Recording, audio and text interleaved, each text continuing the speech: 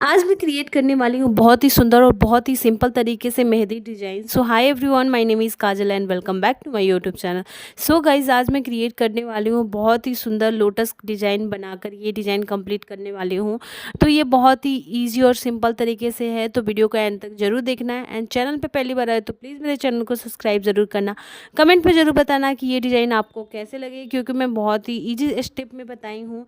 तो वीडियो को बिल्कुल भी मिस मत करना। मैंने यहाँ पे लोटस का मिनी मिनी लोटस बनाकर ये डिज़ाइन बहुत ही सुंदर, बहुत ही प्यारा लग रहा था। आप वीडियो के एंड में ज़रूर बताना, कमेंट में ज़रूर बताना कि ये डिज़ाइन आपको कैसे लगी। मिलते हैं नेक्स्ट वीडियो में। Thank you so much watching for my video.